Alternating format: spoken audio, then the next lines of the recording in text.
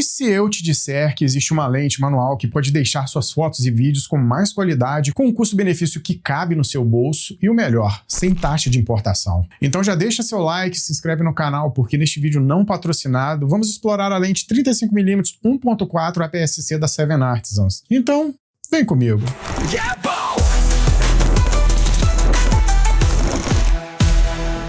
A Seven Artisans não é só uma marca de lentes, é uma história de paixão por fotografia. Fundada em 2015 por um grupo de entusiastas chineses, a marca surgiu com o objetivo de criar lentes com um design único e qualidade ótica diferenciada.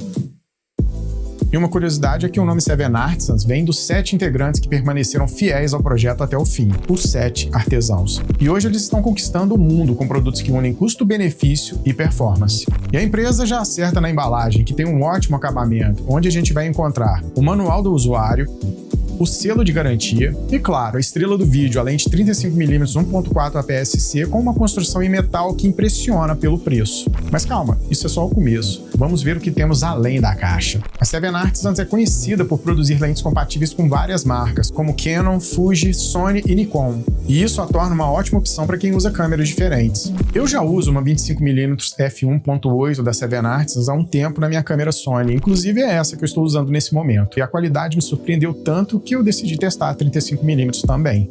Essa é uma lente fixa, ou seja, sem zoom, mas com uma abertura máxima de f1.4, que já é um verdadeiro diferencial levando em conta o seu preço. O corpo em metal e o peso de 228 gramas transmite robustez e durabilidade, algo que eu valorizo muito em equipamentos desse tipo. Além disso, o design refinado adiciona um charme extra. O anel de foco manual é firme e preciso, mas vai exigir um pouco de prática se você está acostumado com lentes automáticas. Essa lente é perfeita para ambientes com pouca luz e ela cria aquele desfoque cinematográfico de forma suave e natural. Agora, alguns pontos que eu preciso reforçar antes que você, meu caro Padawan, compre uma lente dessas e fique perdido sem saber como usar. É uma lente que não possui estabilização de imagem. Se você treme mais que gelatina em terremoto, meu caro, um gimbal ou um tripé pode ser seu melhor amigo para gravações mais estáveis. Outro ponto importante para destacar é que é uma lente manual. Se você ainda não está familiarizado com configurações manuais de câmera, mal sabe ajustar o balanço de branco, log, exposição, ISO, entre outras configurações mais avançadas, talvez uma lente como essa não seja uma boa opção para você.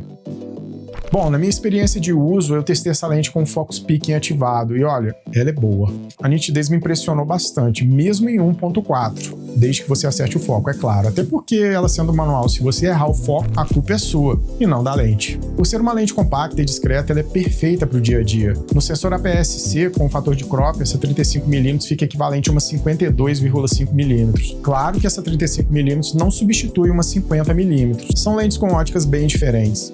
E aqui vai o pulo do gato. Para uma nitidez ainda melhor, evite usar a abertura máxima da lente. Feche um pouquinho o diafragma entre f1.5 e f1.8 e o resultado melhora bastante. E essa dica não vale só para essa lente. É um truque que funciona para qualquer tipo de lente manual. Testa aí e me conta nos comentários se funcionou para você. Outra dica que vai salvar sua carteira é que a lente usa filtros de 49mm, mas se você não quer gastar uma fortuna com filtros para cada lente que você possui, compre um filtro maior entre 67mm e 77mm e use esses anéis adaptadores. Assim, o mesmo filtro vai servir para várias lentes, economizando dinheiro e espaço na mochila. Simples assim. Claro que a gente tem que tocar nos pontos fracos da lente, mas afinal estamos falando de uma lente manual custo-benefício e não de um produto high-end. Então algumas limitações são esperadas. Aberração cromática, por exemplo, em situações de alto contraste com abertura máxima em 1.4 pode até aparecer, mas nos meus testes foi quase imperceptível, bem menos do que eu esperava para esse tipo de lente e a faixa de preço em que ela se encontra. O foco manual também é outro desafio para quem não tem experiência. Por exemplo, nesse momento que eu estou gravando com a minha 25mm, eu tenho que ficar parado. Qualquer movimento para frente ou para trás, adeus foco. Se você precisar mostrar produtos ou fazer vídeos dinâmicos, essa lente vai te dar trabalho. Essas limitações trazem um charme a mais das lentes manuais. Elas te obrigam a desacelerar um pouco e pensar mais em cada tomada. Mas se você precisa de agilidade, é melhor considerar opções com foco automático. E para quem eu indico essa lente? A 35mm da Seven Artisans é para você, fotógrafo e videomaker que já domina os controles manuais da câmera e busca uma lente mais compacta, versátil e com um bom custo-benefício que não vai doer no seu bolso. Além de ser obrigatório ter uma lente dessas no seu kit. E como eu disse antes, se você está começando agora no mundo da fotografia e vídeos e acha que foco manual é coisa de masoquista, talvez seja melhor investir em uma lente automática antes de encarar esse desafio.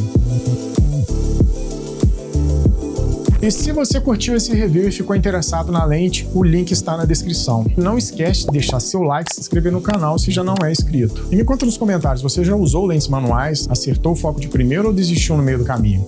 Obrigado por assistir, a gente se vê no próximo vídeo.